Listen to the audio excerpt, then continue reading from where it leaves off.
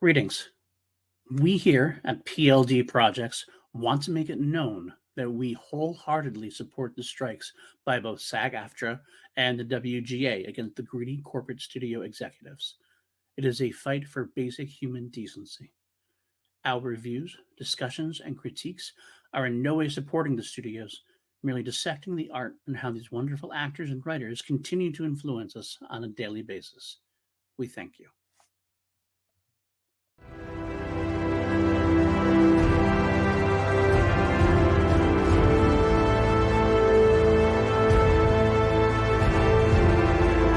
PLD Projects presents Holy Snokes, a Star Wars podcast featuring PLD and Matty Gunner. May the Force be with you, always.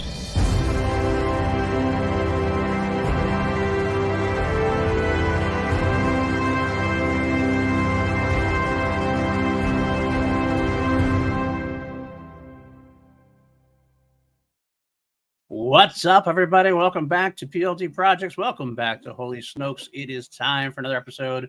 It is time for another review of Ahsoka. The third episode of the 8-episode series dropped last night, and we are here to talk about it. I am, of course, PLD of PLD Projects, and with me, as always, my trusty co-pilot, Mr. Matty Gunner. How you doing, my friend? I'm doing good, my man. How you doing? You all right? You good? I'm doing pretty good. Pretty busy week. Pretty busy week for you. Yeah, it's been definitely time has been sucked away. Had to cancel something left and right here and there, but I'm making it through. We're working our way through it. Got this nice little sunbeam on my face at this point. I'm not sure where it's coming from. That's okay. It's because the light is shining down on me as I talk about Ahsoka. We decided this week we're just gonna get right to it. So I looked at the news. I always look at Star Wars News Net for the news, of course. And there's always little pieces of news, some bits of interest. But this week, beyond like Tony Gilroy yelling at the strikes, and beyond a certain point of view, there's Return of the Jedi stories coming out. It seemed like a lot of stuff. I just want to talk about it. I want to get right to the beat of the matter. Let's get right to the show, Ahsoka. Obviously, that's what we're here to talk about. A very, very short but sweet episode. Very well. I like to call it a connector. It's like a connector piece. You have like those little like pieces on one here, and you need that kind of like connector piece to be able to fit them. That's what this one is. Not necessarily a bad thing. It's necessary in some ways, absolutely. But it's like a building block to where we're going to. A lot of cool stuff happened though. So don't ever let me hear you saying that dreaded F word. There's no F word here. That's filler in case you haven't been here before. We don't talk about that here. That's not no such thing. But this is an important episode. I really, really enjoyed it for the short amount of time I was there with it. How about you? Something, I'm not going to name names. Okay. Something a very wise, powerful, prolific voice in our community that we deeply, deeply respect once told me that if anyone is throwing around the word filler, I'm just going to say the word one time, they don't deserve to have a platform. Bingo. Write them off. Yeah. And when they said that, I was like, yeah, you got a good point. And here's I've seen a lot of people. You've been more respectful, let's say, about the runtime. Yeah. Here's my position on it. Yes, it is short. We got about an hour and a half's worth last week, so that's like pump the brakes. We got a lot last week, so I feel like a lot of people would be like, you're being like respectful about it. There are a lot of people being like super spoiled about this. They're like, I wanted it to be longer. It should have been right. 45 50 minutes every episode. Why? Like, who are you to dictate how long the episode should be? More importantly, and this is my primary point, that's just me moaning about people bitching. That's going to happen day in, day out. That's Star Wars fans. Our good friend PJ Campbell tweeted out this morning, one of the first tweets I saw before I even watched the episode was, no one hates Star Wars more than Star Wars fans. And I actually went into watching the episode after seeing his tweet, being like, oh, fuck's sake. What's happened? What's happened now? Right. And the thing is, I get why this one was so short, because I feel like if we'd have gone any further than we did, it would have taken away from what we got in this part. It feels to me like this was similar to Obi-Wan, and like this was shot as part of a 6 to 8 hour movie, right? And this is like a key scene of that movie that they're like, we want to highlight this 30 or so minutes on its own, give it its own merit, because it has an important point in here, which is the relationship between Ahsoka and Sabine and a sweet ass dogfight. If we'd have gone, hear me out. No, I just it was just the way you said it. I was like, it was like this deep, meaningful, we got this big relationship here, and then a fucking sweet ass dogfight. It's true. If we'd have gone from that into a sweet lightsaber fight between Marrok, Galen Marrok. Yeah, I'm on that theory now. I'm not really. You are on that theory now. Okay. No, I'm not. No. And Ahsoka, if we'd got like a sweet lightsaber fight, that dogfight would have been in the rearview mirror. Like we wouldn't be talking about it. We'd been talking about, what was Marrok unmasked by Ahsoka in? Did she cut his mask open, and did we see half of Sam Witwer's face like we saw? Right. You know what I mean? It's like I feel like it would have taken away from that. And also this felt to me like everyone who was saying we didn't watch Rebels, we don't understand, we don't get it because we didn't watch Rebels. Guess what? This is the same runtime as Rebels. This is like a blueprint. This episode to me is a blueprint of like, here's what you're missing. If you haven't watched Rebels, this is what you're missing. Right. This is like a little more than Rebels, but I get what you're saying at this point. I want to interject to say, I know you bring up some good points, and actually, I do like what you're saying about the highlighting part of it. I didn't really consider that. So I've been thinking about it. I can see where you're going with that. And it is true. And I do think that there is a lot to be said about the small pieces that were highlighted this week. And I'm not going to ever complain about it again. I will say also, though, for those out there, I heard the rumor. The thing, though, you're not complaining. You just want to see more of the show.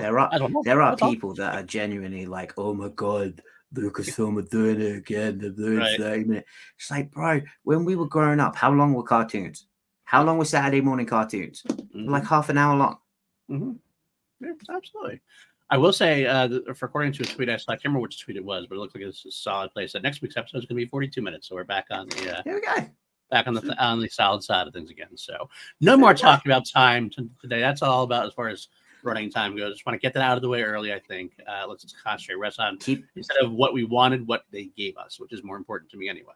I seem to be quoting this every damn week when it comes to this show. As Qui-Gon Jinn once said, keep your concentration here and now where it belongs. That's absolutely. So let's get into it, because actually there's a lot of cool, great stuff to talk about. Considering the short run frame, there's a lot of concentration. This episode, I could really say family is really the whole story. I mean, the whole story of I think the whole series is going to be family. What was? Family. Again? Family. I know. Sorry, I wait for Vin Diesel. Because apparently Vin Diesel crashing into the spaceport. Yeah, absolutely. But absolutely, it is what it is. I mean, even more than the Fast and the Furious. This is definitely about family at this point. Whether it's Ahsoka and Sabine, whether it's Hu Yang and the Jedi Order versus today. Let me tell you something. If you told me that after episode 3, that Hu Yang would be my MVP of the show potentially, and like how important he was going to be to the show. Like, not only he's just really important on so many different levels. I'm going to get to that a little later, but I never would have believed you. Like, I thought there was going to be a cameo at best, maybe a little bit extended bit, and maybe he'd be a little bit of just like the kind of like droid. But he is actually so important to the show on so many different levels that I really can't believe he made it possible. And here's the thing. I got to shout out thank the Makeup Boys for this one, because they brought it up. What if he shows up in Mangold's movie? Because he's old enough. I wouldn't be surprised. What if he's like the first droid the Jedi built? No. I don't think it's going to happen, because here's the thing. I always go yes and then no, because the way Mangold said it, this is actually pre-Jedi, his movie, supposedly. It's the beginning of the Force. So I don't think we're going to get that yet. Now, if there's sequels in that time frame, in that era, yes, we could eventually see him being like that early at that point, potentially. Absolutely. Although 75% still same original parts. That's a long time. So I don't know about that, but maybe. Definitely can see him in many different eras. That's for sure. There is different eras. There is one character that we're waiting to show up in any era. Yes, we are. That's a nice segue. To go with our first, we always break down. Good at these. You are. You guys can break down our episodes via segments that we have instead of just trying to break down everything all at once. So let's get into our first segment. And the first segment we always do on this podcast, every single time, no matter what show it is, it fits. It is Hondo Watch 2023. Who wants to see Hondo? Talk to me. Now, what is this category? It's very simple, folks. Did we not get an appearance from the greatest Star Wars character, Hondo Ohnaka? And the answer, my friends, this effort is no longer profitable. Now, for the audience, the audio listeners only, you're just seeing a picture of myself and Matty looking very sad, pouting a little bit.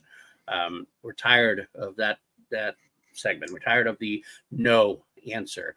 We want Hondo there, but unfortunately, again, not this week. Not this week. It would never happen in a million years. But do you know where I would have loved for him to have shown up in this one? Where? As a hologram alongside all the other senators.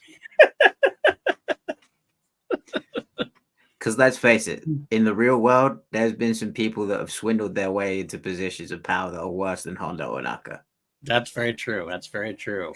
Hondo would actually be outright. He'd be greedy and telling you how he's greedy enough. So I mean, he'd be right out. He'd be honest about his dishonesty. Let's put it that way. Senator Ohnaka.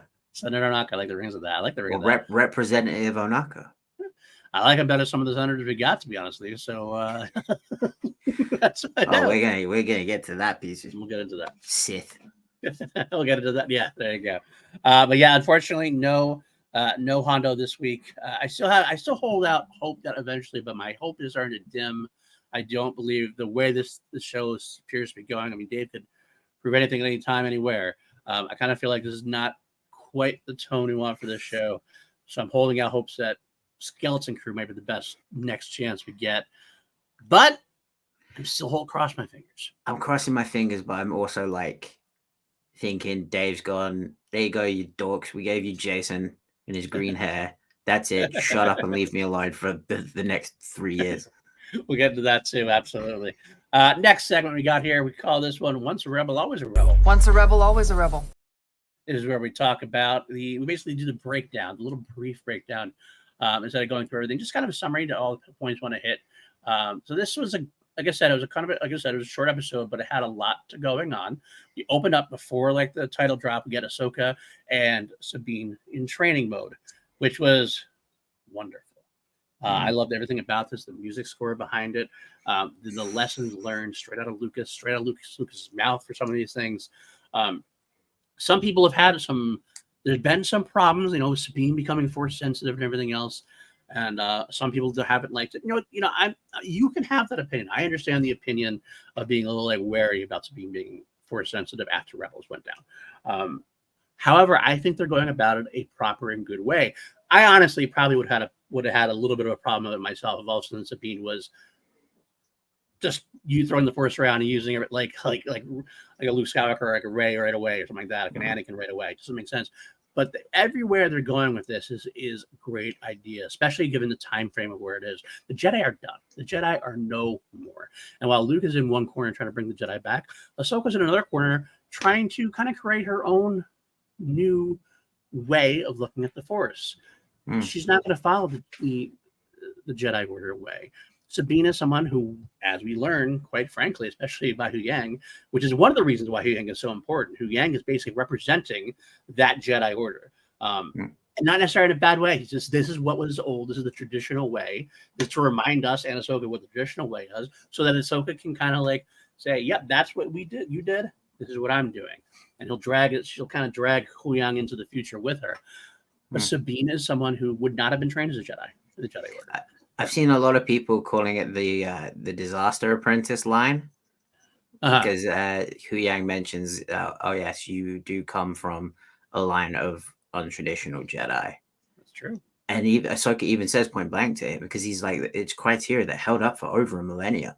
And Ahsoka goes, well, it failed. And Huyang says, well, yes, you do come from a line of untraditional Jedi, so she fits in perfectly.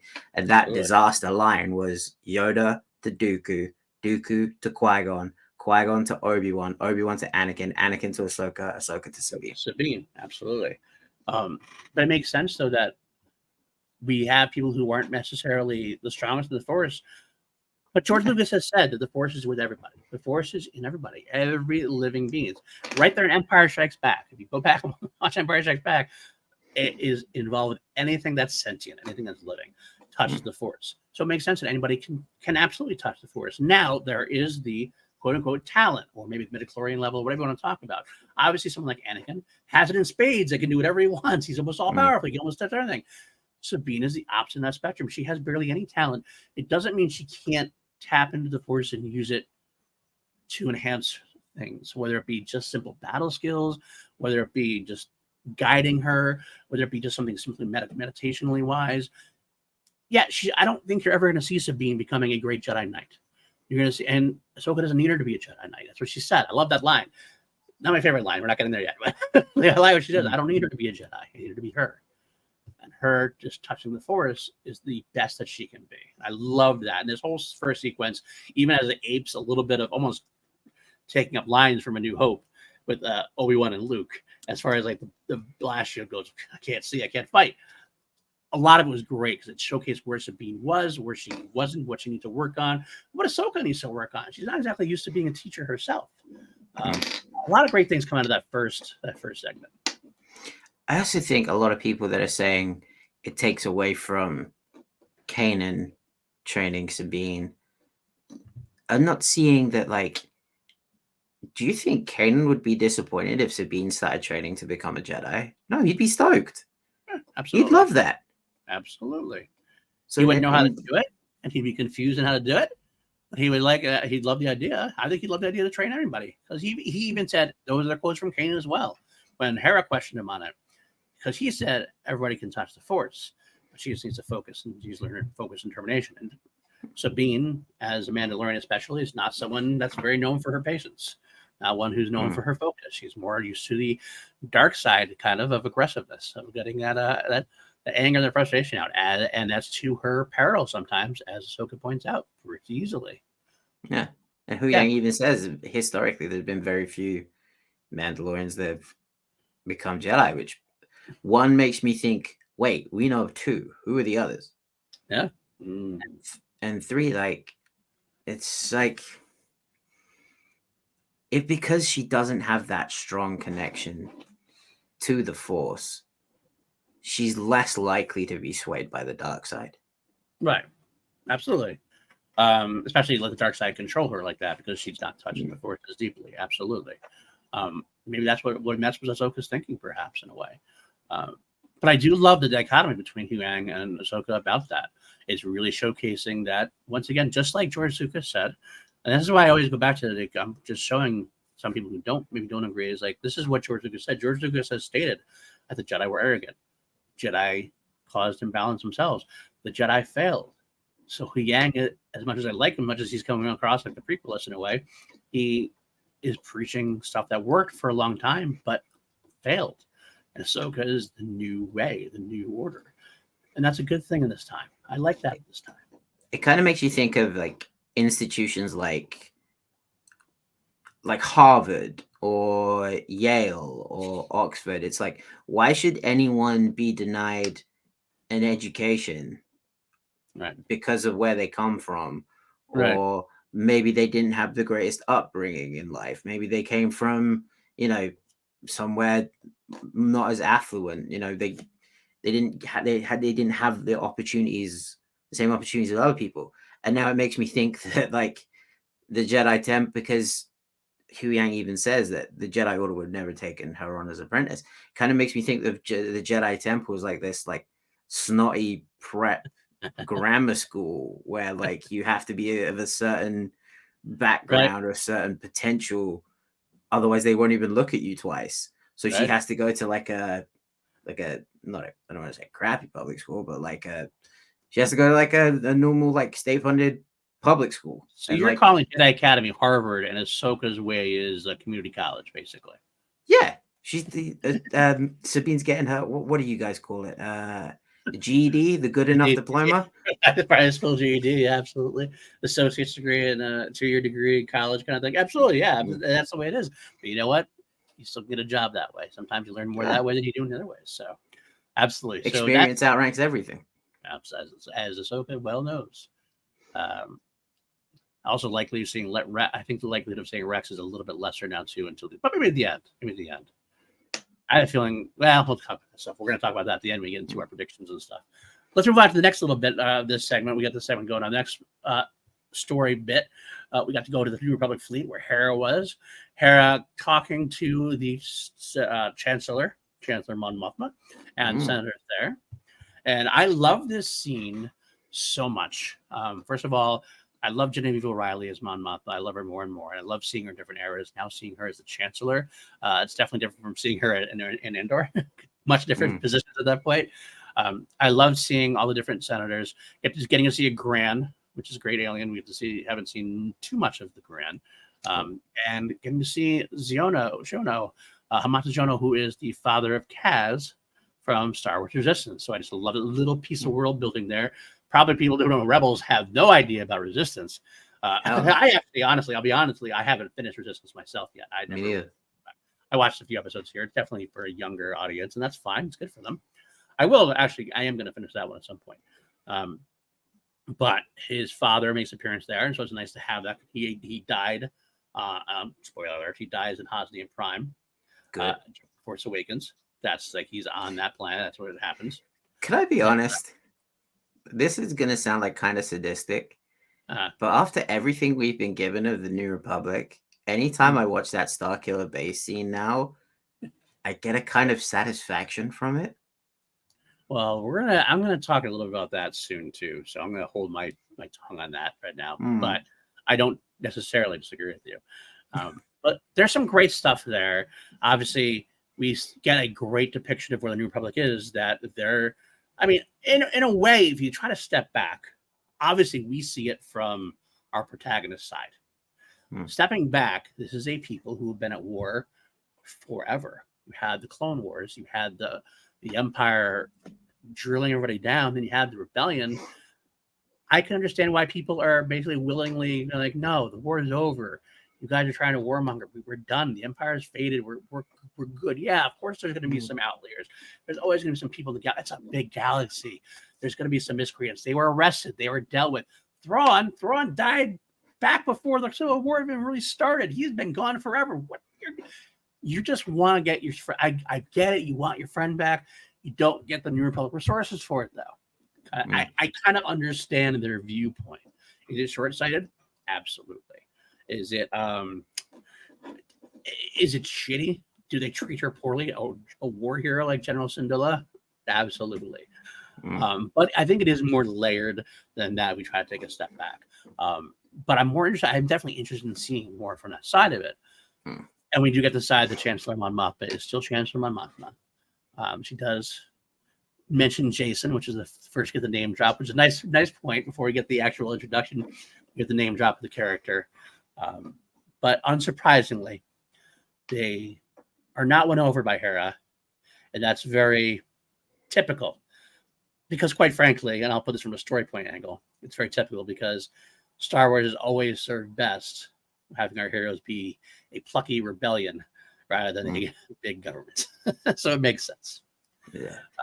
And it kind of made it a little sad seeing the Mon Mothma that we've seen in Andor, that we saw in Rogue One, that we saw in Rebels, kind of now like reduced back to what she was before the war. And I know that's probably her just like being like, I'm tired of war. I just want to kick my feet up. I don't want to do this. But like I was the leader of the rebellion, so naturally I'm going to be the leader of the New Republic. But part of me is just like, where's that fire? Where's that like I'm gonna go against everyone? Like where did it go? And like it seems like it's been like the war has just beaten it out of her, and it's just kind of like, man, like a truly great leaders, which is something we don't get too much of an example of in the real world. I mean, I was watching another real life example of the opposition to the current government over here in the UK, and the guy has been sitting on the fence with every issue so much. I wouldn't be surprised if he has splinters up his ass. So it was just kind of like, yeah, that this is a thing of like when people get pulled into power, there are certain you have to play both sides to a degree. We wish that they wouldn't, but unfortunately not everyone agrees on everything. So there's going to be people that's in power that's still siding with the rebellion, and Mon Mothma's got to like keep the peace, keep the balance between the two. It's much more different being a leader of a rebellion than trying to lead a government, quite frankly. I'm going to hold my tongue about that just for now, because we do have something later on, which is, okay. I'll bring it back. Let's put it back. I'll bring it back. Okay. Next bit we got, actually, Hera leaving that little segment there. We do get the celebration, cause for celebration. He is there. We get to see Jason Syndulla in the flesh. Oh, I thought you meant Chopper. Well, he's with Chopper, but he absolutely. Him and Chopper, like, I like the few lines Chopper seem to Jason and Chopper are pretty good buddies, which makes all the sense in the world because Chopper's with Hera and Jason's going to be with Hera.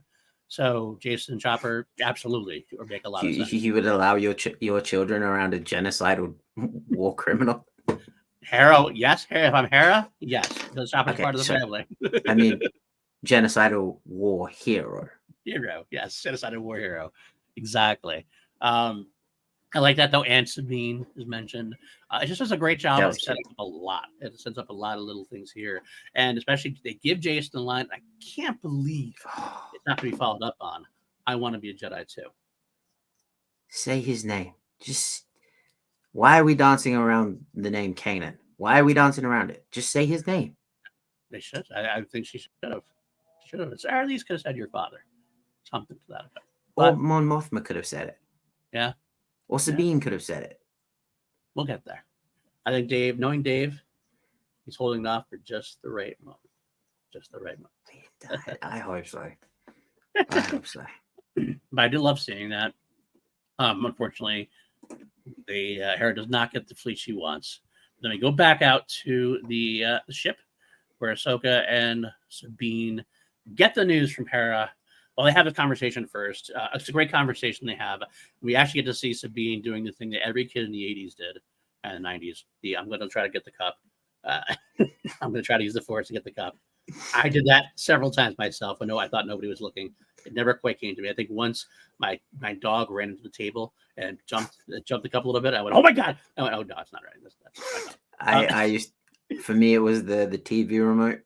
My granddad would be watching the TV and he'd like leave it on the side and I'd just be there like, can I get it? No. I will watch my cartoons. And like Sabine, we say, you win this round. And it was kind of like I drew quite a few Matrix parallels from this episode. That to me was kind of like there is no, like, you don't bend the spoon, you only bend yourself. Like, you don't move the cup, you only move yourself. There's no spoon. Oh, okay. Yeah. No, but it's a great conversation to have because, like, Ahsoka tells her she's doing better as far as the weapons part goes, and Sabine knows that. I love the fact Sabine says, can we hurry this up? And that's not how it works. Obviously not. It showcases the Luke parallels, right? Because, like, when Luke went to Dagobah, he was like, look, we got to fast track this. I got to go save my friends. And at the time, he didn't know it was his sister. He's like, I got to go save my friends. And even, like, the callback with the with the line, it's just like, how can I fight if what is it? If I can't see, how can I fight? Right. It's exactly the same line. It's right there. I was just like, Leo moment, like, I love it. Leo moment, exactly. There's a lot of that in this episode. The score was very original trilogy feeling as well, especially during the dogfight. It's good stuff. It's good stuff, though. All right, so we get back. First Ahsoka gets her little conversation more with Yang, and this is where we have that conversation about how she would never fit in, and how she's like, well, she's fitting in with me. That's all that matters, kind of thing. And then they come up, and then Hera has the conversation. Hera's in there, and she's saying, sorry, I'm not going to be able to make it. Getting upset, everybody else. But they go they stop in space because they're getting jammed. The fusion Hera's cut off, and then we get to the dog fight.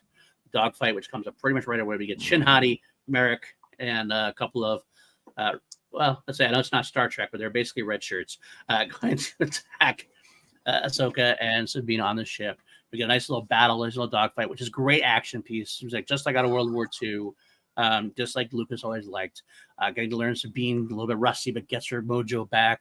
Ahsoka and her start working together. You kind of feel that camaraderie, that loose camaraderie start to come back. That we know as Rebels fans, as the Rebels team got to work together, they became like this machine to work together. They're not quite there yet. Ahsoka and Sabine aren't quite there, but they're getting there. They're definitely getting there. They get to see Shin and Marrok and everybody. Marrok getting some lines this time with the nice disguised vocoder thing, which I did yell like when he said as you wish. I was like, he speaks. Yeah, I was like, oh my god, it's the Dread Pirate Robert from Princess Bride, and he loves that. That's what it is. That's what it is. That's an excellent comparison. That is, I haven't heard anyone pull that one. So I did say I thought of that one myself, but I did like think about it when Frankie Janish actually posted on Twitter as well. So I'll give the scoundrel over there some credit for that as well. I was happy he posted that because I was like, yes, that's what I thought. I always think whenever I hear that in any movie, I think of that when I hear Boba Fett saying it to Darth Vader. Same thing. I'm like, Boba Fett is actually the Dread Pirate Roberts, as you wish. But we get some information, obviously. We get some information about the great big ring that's being built. We know it is a hyperspace ring, but it appears to be a ship itself in a way. So I don't know if I know what it's for. Okay, go ahead. I think it's for the Chimera. Could be. I think they can drive that ship itself to the other galaxy to get the Chimera back. Is that what you're thinking? Because the Chimera is going to be busted up at this point. Its hyperdrive's probably damaged or like broken or non-existent at this point. So it's like, well, it also couldn't jump back to our galaxy anyway, according to what we learned about technology. Even if it's in the other galaxy, right? Well, that's true. We don't know that yet. True, but I do think this one can drive on its own. I think it's like a vessel and a ring. That's what I kind of got out of it, which is cool. They're learning more about that.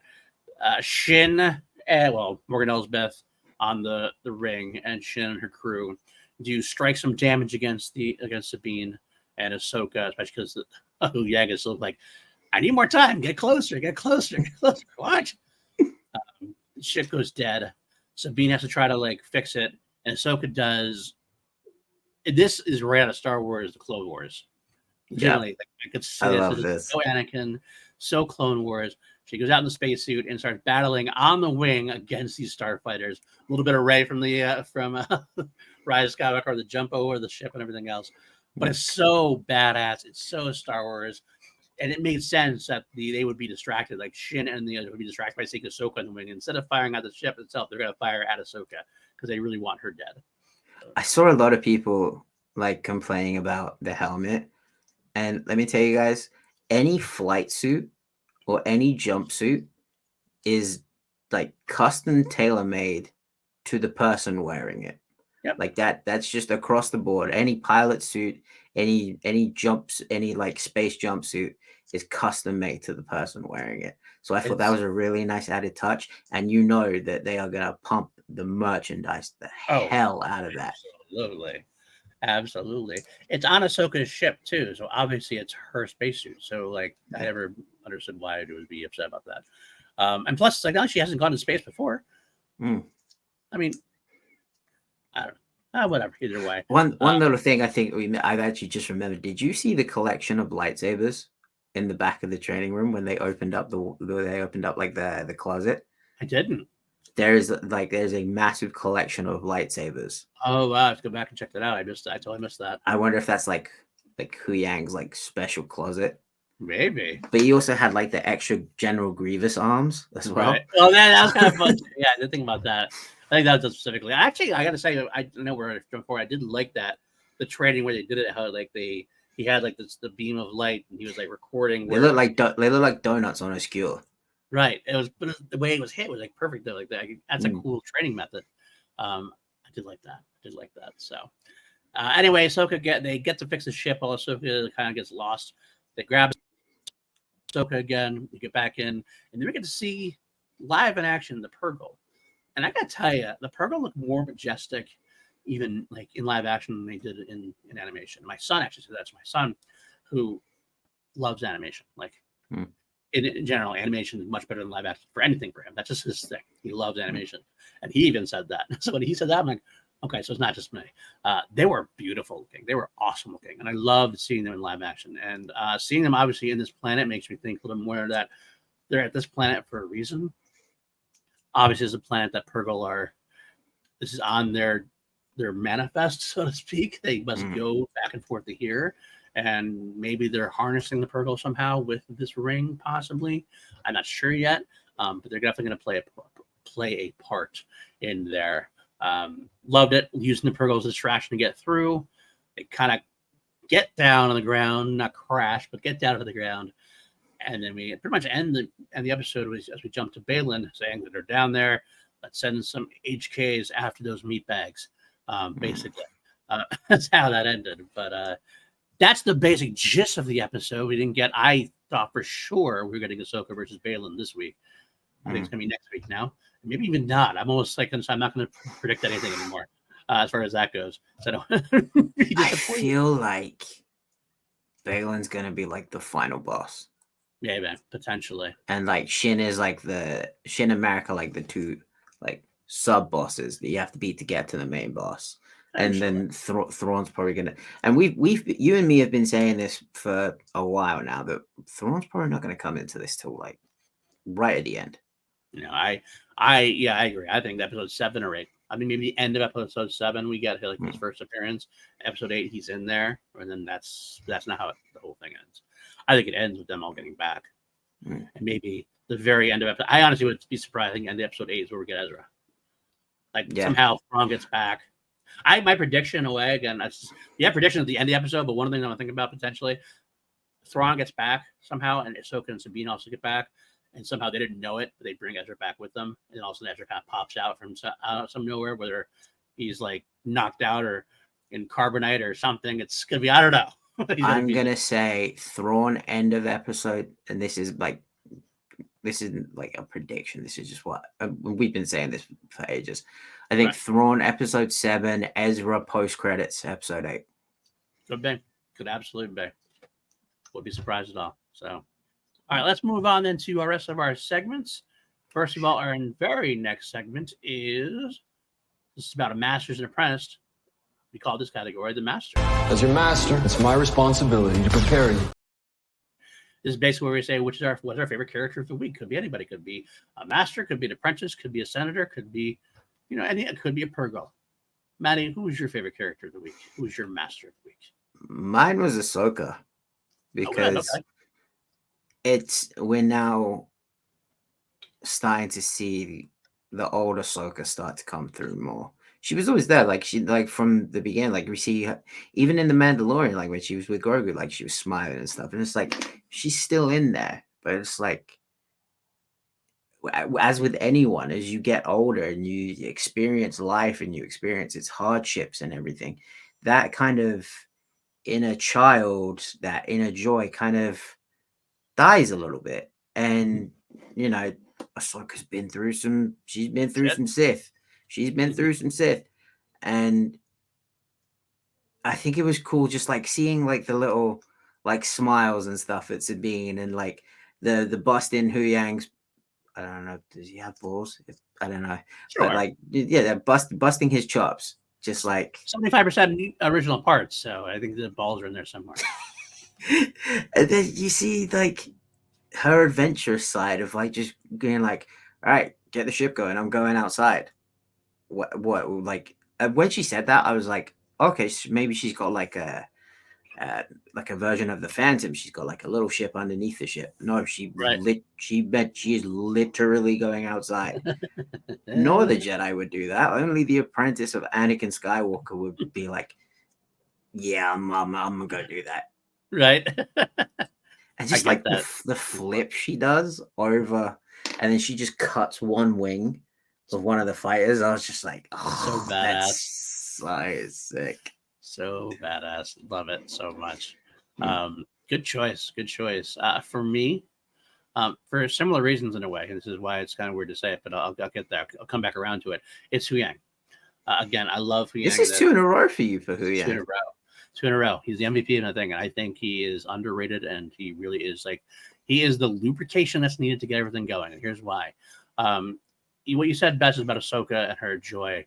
And there's been some talk about that, how Ahsoka and Sabine are too stoic or too dour or too whatever, but they've gone through some Sith. A lot of Sith. They're not quite the same, peppy, spunky kind of people they always have been. They need a little bit more time. That's why it's not the same. You don't have the same humor that Rebels had. That's why you put Hu Yang in there. Hu Yang is kind of like the comic relief that's needed. It gets that brief moments of chuckles, brief moments of make it not so serious, kind of remind us that we're having fun. But beyond that, it's kind of like what I also said before. I love having him as his representative of the old, having the representative of what the Jedi Order was, because it's such a great contrast with the Jedi Order, or at least Ahsoka's version of the Jedi Order, the different version, has to become to be successful as far as he's concerned. And seeing Hu Yang adapt to that as well. And at the same time, even though Sabine is not the greatest Jedi, he still knows that he needs to be with Ahsoka, because he knows what Ahsoka wants her as an apprentice. And he still wants her to succeed. It's not like he's being she's not good enough. I'm just going to give up on her. There's no point. He's like, look, you don't have the inherent talent that the other people have, but I'm going to do the best I can to help you. I'm going to train you like I would train anybody else. And that's the issue, training like anybody else. So it's kind of like the little bits and pieces of things. But he's very, like I said, he's so, I just keep repeating it. I hope I make myself clear. I just feel he's so important to story on so many different levels. I'm so happy he's involved. And again, he had my favorite line of the week, which we're about to get to. Or no, he actually did not have my favorite line of the week. I lied. I heard one of my second favorite lines and some of my other favorite moments in the episode. But we will get there. You know what's going to happen to him, right? He's going to die. It's the Filoni, the Filoni fuckery, as I have started to call it. The Filoni fuckery of making us care about this, who is essentially not even a glove. He was Hu Yang was less than a glove shitter at one point. To the point we thought he was going to be in a scene for a couple of minutes. Yep. And now we're sitting there man, we love Hu Yang. Hu Yang's great. He's so important. And I feel like he kind of started to tease it with Hu Yang almost blowing up. Yeah. And I was just don't you? He does this every fucking time. Here's the thing about robots, though. We've proved many times that droids in the Star Wars galaxy, even if they blow up, there's always a way to get them back. So I never feel quite as bad, because they're always going to get them back somehow if they need to. I mean, K2SO, maybe not, but that's... I was just about to bring that up. Yeah, are you sure? Are you sure about that? Well, they don't have Ahsoka with them, so they all died. Well, kind of hard to bring unless Yang goes into a planet or a city that's completely vaporized by the Death Star. I think you'll find a way to get him back if need be. Okay. Yeah. Okay. I'll give you that caveat. All right. Let's move on to our next category. I am no Jedi. I'm no Jedi, which was a favorite line of Ahsoka's in general. One of the favorite lines that Ahsoka has stated in her lifetime of shows and appearances. So what is your favorite line from this week's episode of Ahsoka? I have a couple, but I went down to one specifically. I'm going to let you start it off, Matty. What was your favorite line of dialogue this week? Mine was just such a kick in the teeth, and one that I was just I was almost aroused hearing it.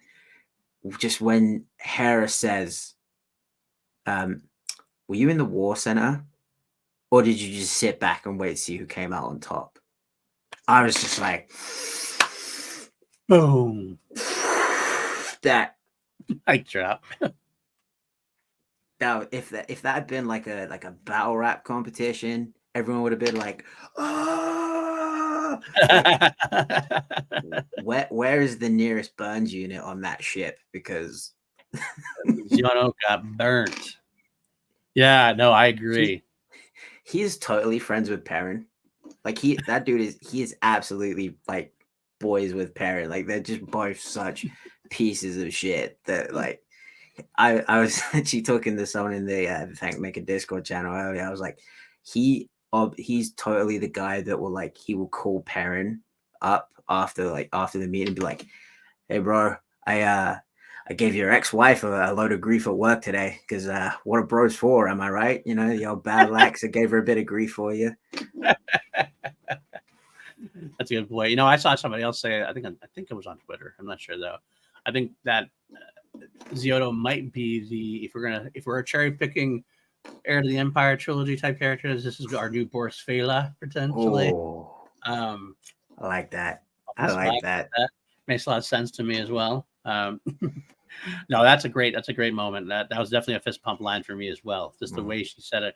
Again, it's Mary Elizabeth Winstead too. It's the delivery that she chose. Not only just the line, it's the way she said it. So soft and like Cobra like. My favorite line is also a Hera line, also a and because of the Mary Elizabeth Winstead delivery.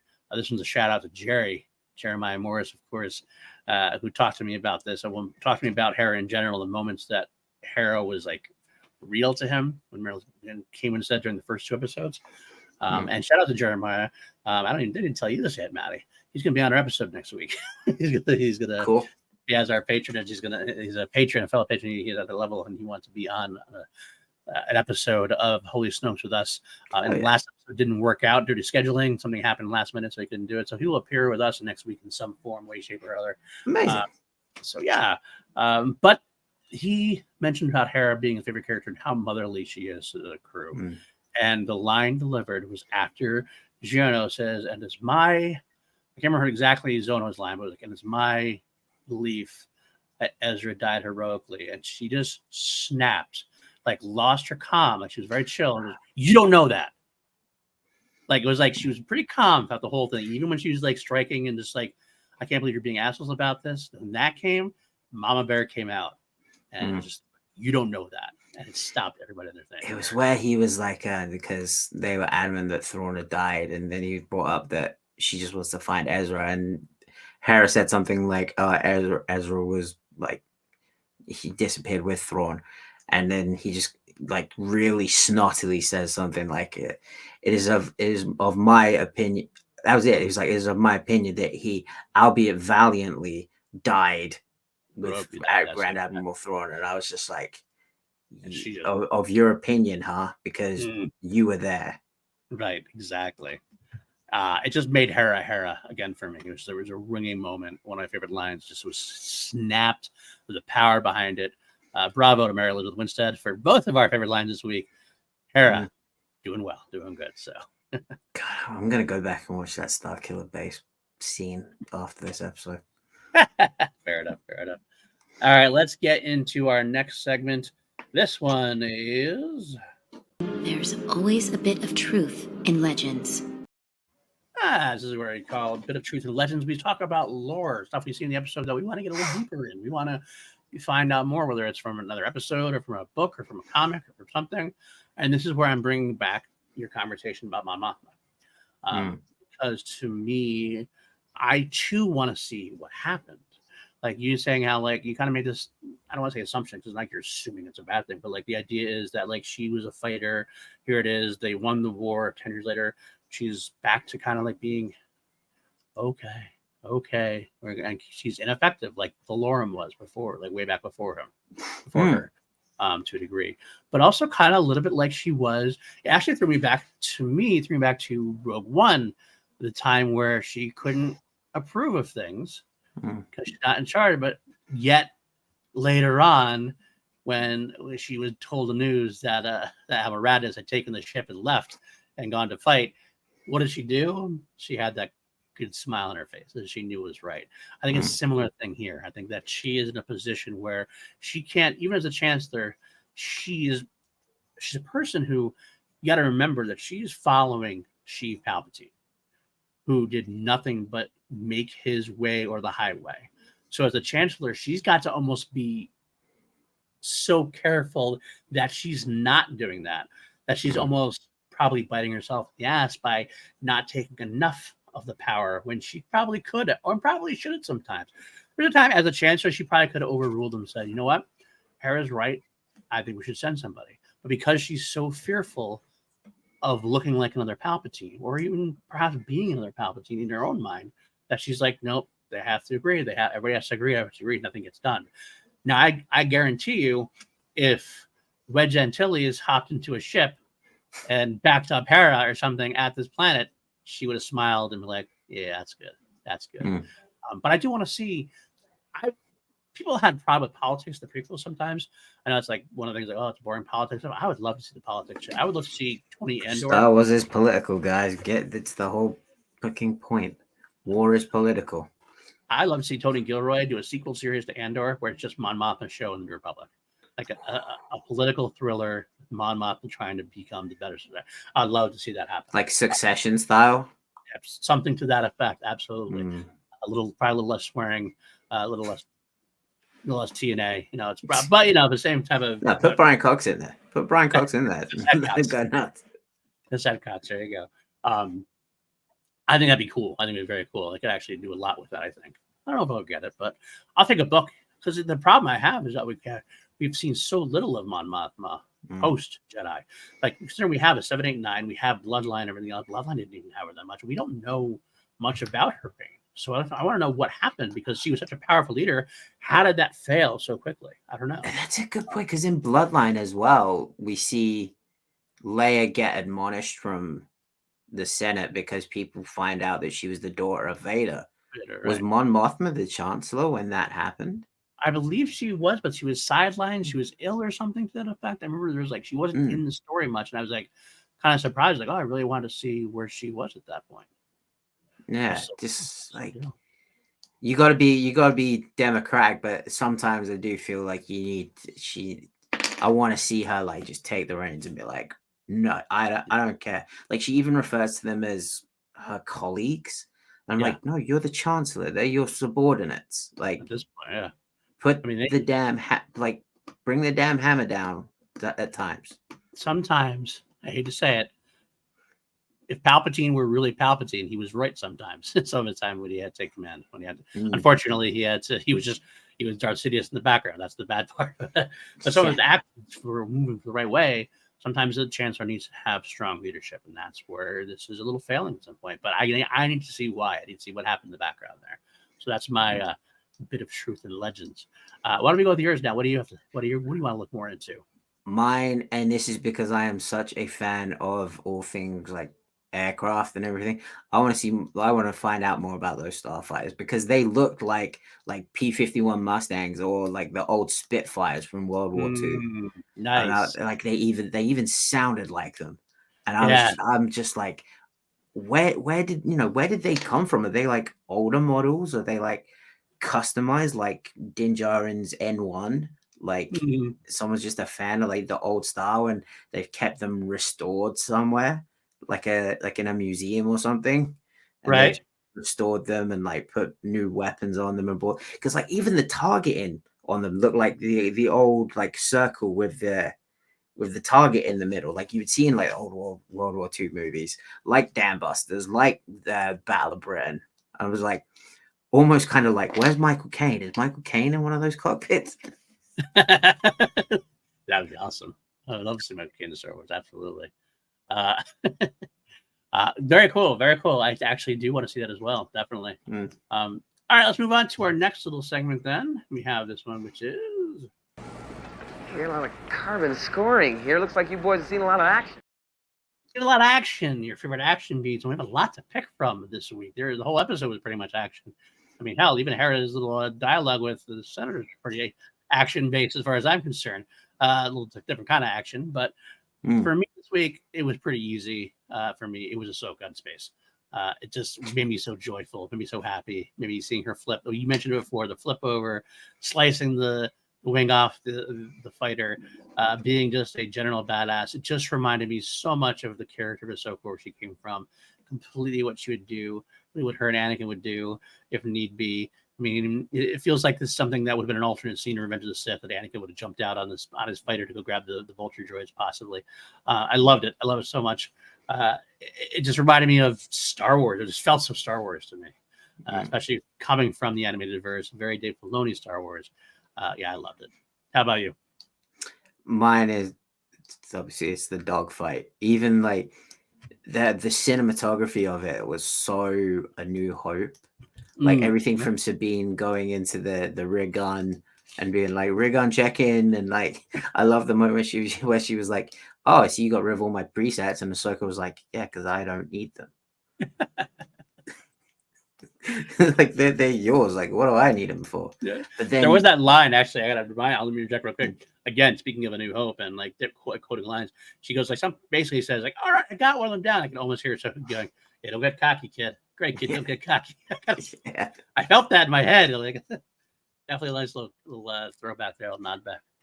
Yeah, and it just like that, and it also just like gave me the warm fuzzies of like when I would like watch those old World War II movies with my granddad, like the Dam Busters, like Battle of Britain, just like right. Seeing those older jets. I don't know why, and that's like exactly how George depicted it. It's almost like this episode was like a love letter to George from Dave. It was like a quick little 30-minute love letter to George of like, this is what you wanted, of like watching those Spitfires fly really fast and being like, how would that look through space?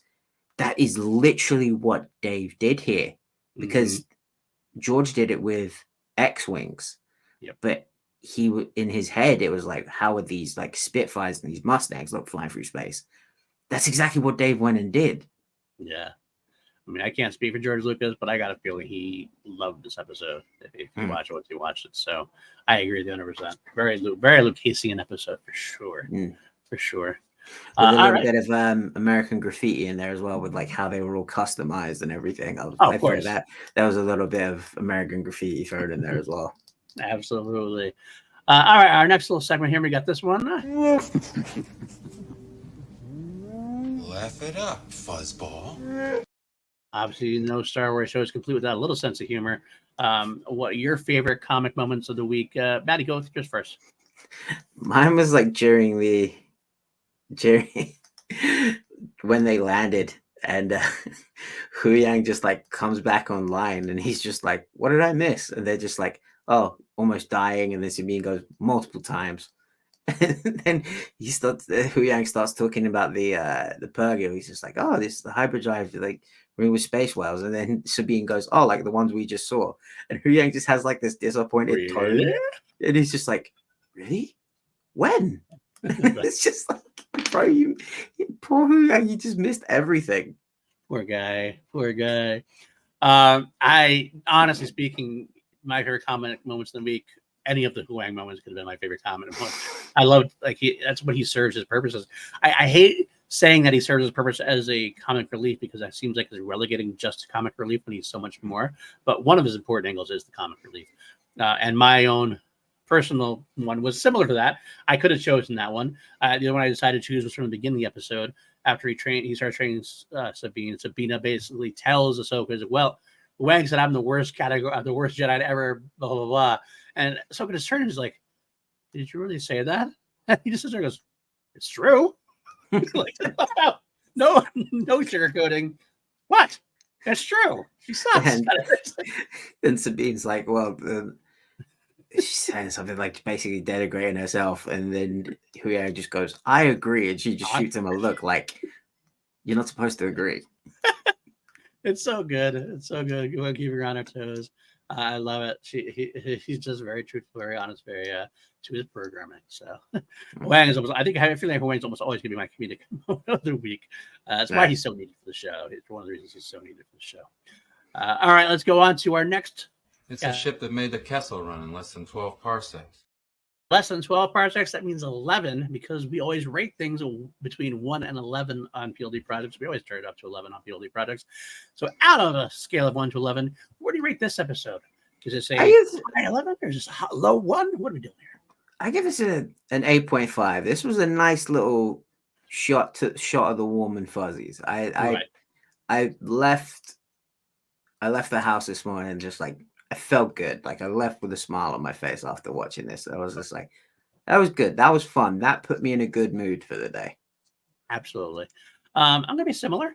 I give it a solid 8. Solid 8. Same reasons. It was fun. Like at the end of the day, when we get all 8 episodes, I think this is going to be a lesser important one, generally speaking. It's got a lot of important moments, but overall, I think there'll be more episodes I'm probably going to go back to.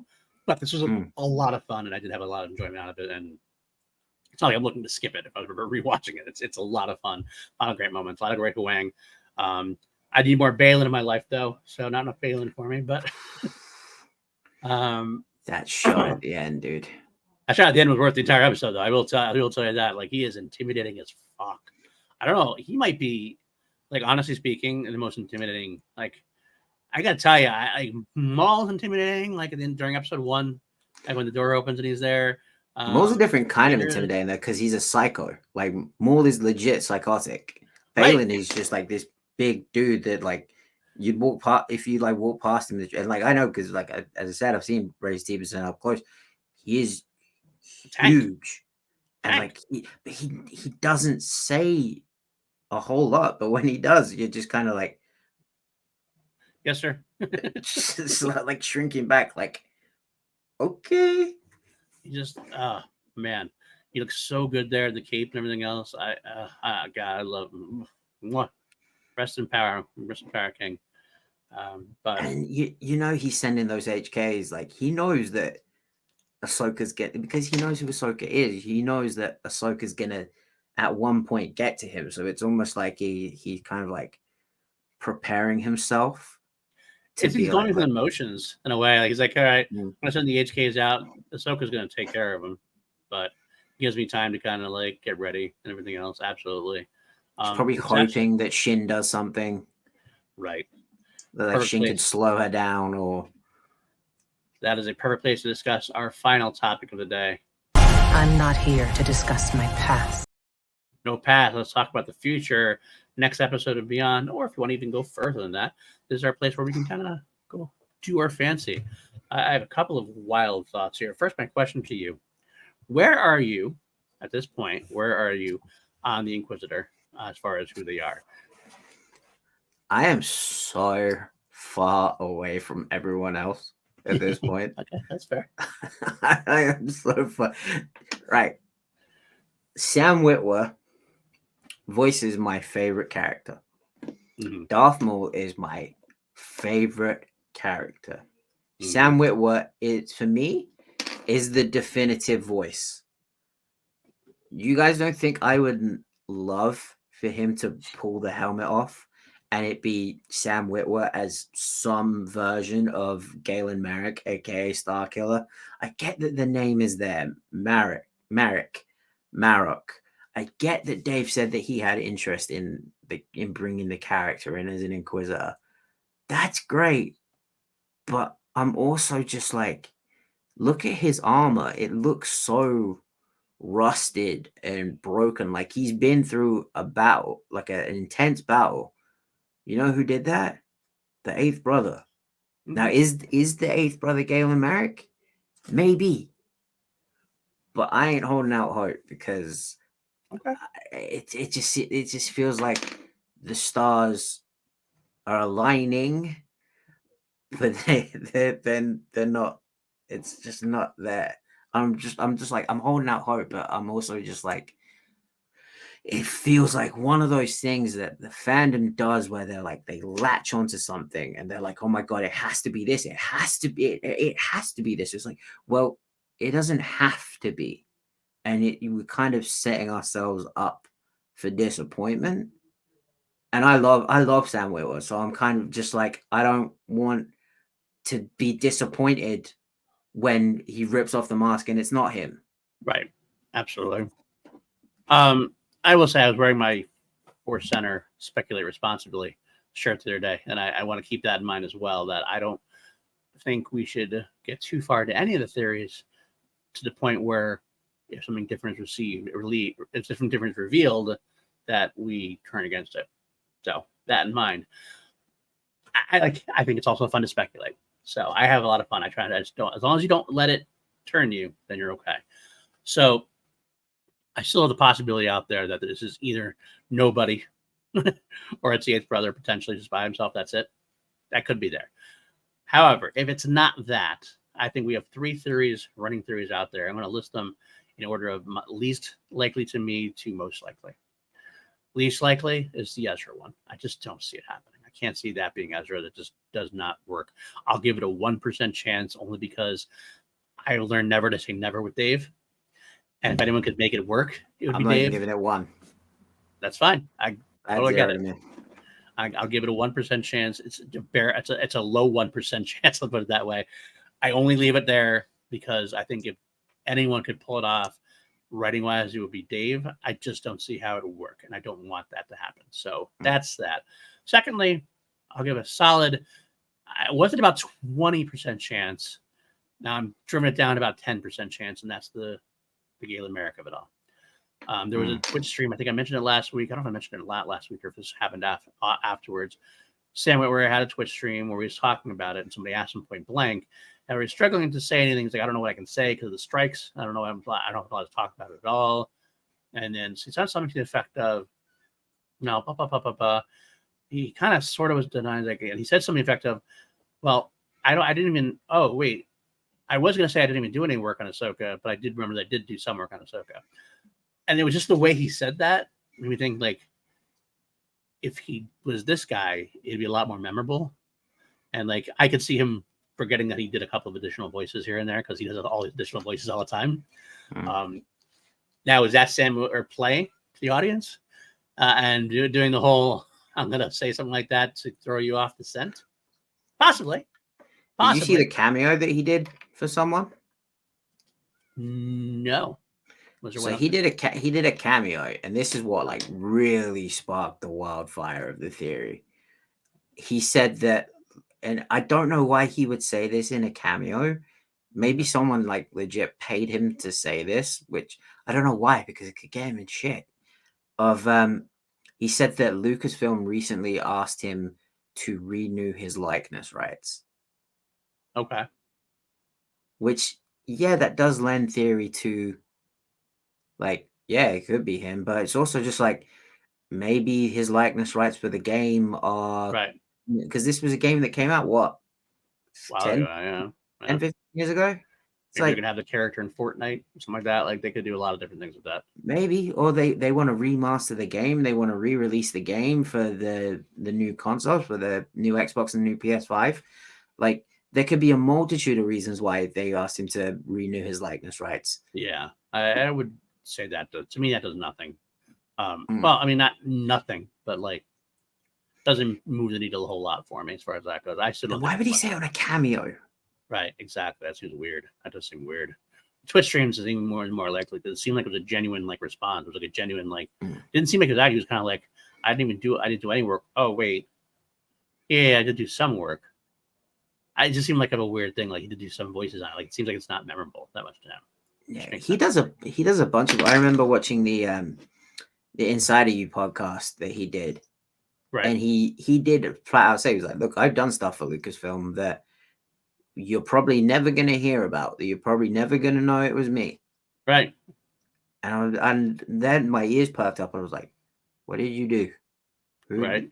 And like it could be he's so talented of like morphing his voice that he could literally do anyone and just be like, look, I'll throw you this bone for free. Don't worry about giving me credit. If it's just some character in the background you need a funny voice for, cool, right. I'll do it because he loves working with Lucasfilm. He's always said that the reason that they keep bringing him back is because he doesn't bug them about, hey, give me a job. When he's texting Lucasfilm over and over, he's asking, hey, what's going on with this character? What's this thing? Like he's asking about plot questions. Right. Because he's involved in it. He's a big guy. He knows it as well as Dave. He's the one who corrected Dave once about certain things. That tells you how much he knows about it. He's just a fan like we are. Yeah, I agree. But I will give it like the credence it deserves. Like I'm a 10% chance, maybe 15, potentially. The theory that I'm still in on, and I still can't quite get off it, is because of this. It also has to do with another theory I have. And because what I said before, this whole story is about family, I kind of also meant that to be this whole story about connectivity. And Dave is huge on connectivity and bringing things forward and bringing story points forward and bringing things, especially if it relates to the character. That's what he does. That's what happened. All the Clone Wars stuff got brought into Rebels in some way, shape, or form. That's why I I am still in the one that's most plausible to me that this is Bear Hera, because it makes sense in terms of we have no idea where she is. She had at the end of the Clone Wars, last time we saw her, she was being arrested. So she was in a jail cell when Order 66 took place, run by Palpatine and Tarkin. So you don't think Palpatine could have used that time to kind of bring her back over the dark side?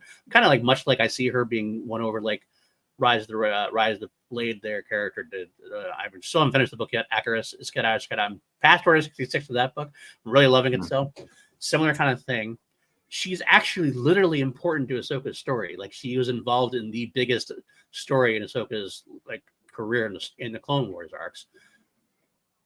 So it makes sense that you would bring her back to have some kind of final moment with her in Ahsoka, because that is the connectivity that Dave likes to bring. And the voice modulator thing just reminds me of Leia and Boushh in Jabba the Hutt's palace. The voice modulator goes down low, makes you hear something else. When they take off the mask, it's Bear Hera underneath. That is an interesting. The only thing what makes the most sense to me. Yeah, that I think to me as well, that could, if there is going to be one, I think that would be the one that'd be like, yeah, that makes sense. The only thing that holds me back from it is, again, knowing how the sausage is made, of like that the body performer is a man named Paul Darrell, who is a professional stuntman, has worked on multiple massive Hollywood productions, and I'm just kind of like, I don't know what the because I know in the strikes at the minute, one of the things they're trying to cut down on is the use of male stunt performers for female roles. It's possible. That's possible. That could be what they've done here, but I'm also like, would they? Because if that got out, that's kind of like a shitty thing to do. Maybe. I might be clutching at straws here, but I'm just like, you might know more than I do about that. I don't really know much about that. I mean, it makes sense. That makes sense. So I understand that concept of it. But I don't know if it's enough. Well, you might be right. But I still think overall it makes the most sense. Yeah, and to me it does as well. I would love it, because that's the unfinished, like there's like that unfinished business between the two, right? Of like Barriss framed Ahsoka, caused Ahsoka to leave the Jedi Order. I mean, she was probably going to at some point regardless, but Barriss was ultimately the catalyst for it. So I do think that meeting of the two of them to like settle that score, right, that needs to happen. It needs to. It's right. Go. I was gonna say, it also makes sense that Barriss, considering how she thought the Jedi were wrong, and how Ahsoka now agrees that the Jedi were wrong, makes it an interesting discussion point, and like for conversation between them as well, even before the lightsabers are flailing. Yeah. And as I say, I'm probably like looking way too much into it. Maybe like he was the only one that was available that day. Right. Who knows? It's hard to tell with those things sometimes behind the scenes. But it's a good point. I'm glad you brought it up. But let me bring on my second point, and then I'll turn the floor over to you for your Force Visions. I have a feeling, because of connectivity, there's one thing I haven't seen much speculation on yet. Maybe there has been, I've just missed it. Who is Baylan's master? We don't know yet, right? I have your answer right here. Plo Koon. Connectivity. Plo Koon finds Ahsoka, brings Ahsoka to Jedi Order. He's training Baylan. Plo Koon, Dave Filoni's favorite Jedi of all time, who does not have a Jedi apprentice as far as we know. As far as in the canon goes, I don't know. Maybe some deep in the comics I don't know about, but I don't think so, as far as I know. And doesn't it make sense that why Baylan wouldn't want to kill Ahsoka specifically, because he knows how much Plo Koon she meant to Plo Koon. I haven't thought about that. Just a thought. I think you might be onto something. I think you might be onto something with that, because also like with the whole like pretending that Luke wasn't going to be Luke, it was Plo Koon that Dave was telling everyone was going to be the one to go get Grogu. So it's kind of like is this the time for him Right. to like have Plo Koon show up and be like right. This is maybe not even like show up because obviously he's presumed dead. So, but is this the time where like Flashbacks. Dave gives him like his mention of like, I was trained by the master that found you. Right. Exactly. That moment. Hmm. The thought. It's the thought. Getting that like connectivity. It. Bring it to. I like it. That Dave likes that connectivity. So it's very cool to see. So. All right. What about you? What about your fourth visions of the future? What do you think is notable to bring up? There was a shot of in the trailer. It seemed like Ahsoka and Marrok were running like side by side at one point. So I'm wondering if we get the bait and switch of Morgan Elsbeth turning on Baylan and Shin. Oh, okay. Like they build the Eye of Sion. Like it's completed now. What does she need him for? Protection? She's a Night Sister. She doesn't need two former Jedi for protection. Right. Especially if she's got Thrawn there, like, or she's going to find Thrawn, the greatest military mind in the history of the Empire. Right. Where she need two Jedi who couldn't cut it as Jedi, who had to like hide and become mercenaries. Right. Good call. So do we get like the moment where Marrok and Ahsoka are fighting, Shin and Sabine are fighting, and then we get to a moment where they have to align their interests? Quite possibly. I was even more than that potentially. What if Baylan and Shin are playing a long con game as well? They're coming off as mercenaries, but maybe they have an ulterior motive as well. Is there something in their galaxy that they need potentially that's not Thrawn? They're using Elsbeth. Elsbeth's hiring them, but they took the job because they want to get to their galaxy. Once they get to their galaxy, they don't care about Thrawn. In fact, they're ready to take care of Thrawn so that because maybe he's a threat to what their plans are per se. Maybe they want the power. That's what they want. So maybe Morgan Elsbeth gets wind of that, and that's where all of a sudden Elsbeth turns to stay with Thrawn, and Baylan and Shin go off on their own as a third party of not villains, whatever, the third part of the wheel as far as that goes. The standoff. So that's gonna be mine. Like the seeds of the bait and switch are gonna start to get planted. I like it. All right then. Anything else you want to touch base on from this episode before you? No, man. I think this was really great. I really enjoyed this episode. I know I woke up and I saw PJ's tweet and I was kind of like, oh fucking hell, what now? But to even see some of the Red Eyes channels that usually show up on my YouTube like home screen that I'm just like immediately click do not show this channel or not interested in. Right. Like even seeing some of them being like, yeah, this is good. I'm like, pretty good. Cool. Jesus, are we finally getting to a point where like most people are like happy? Maybe. I guess we're going to have to find out. We'll have to find out. Hopefully, cross the fingers. Well, guys, that'll do it here for this week's episode of Holy Snokes. If you first time here, click that like, subscribe, all that good stuff. You can join us on patreon.com/PLD projects. Join such stalwarts as Oscar Cadell, Jeremiah Morris, Matthew Kern, Brady Buckingham, Jeff Alsherman. Couldn't do without you guys and everybody else as well. Speaking of Patreon, like I said, next week Jeremiah Morris will make an appearance on the show. We'll still get to hear his thoughts and his gushing on Hera, most likely, as always. And let's see, anything else? Oh, yeah. If you can't support on Patreon, I completely understand. You just do the best of like, subscribe, and share the links places. Get people here.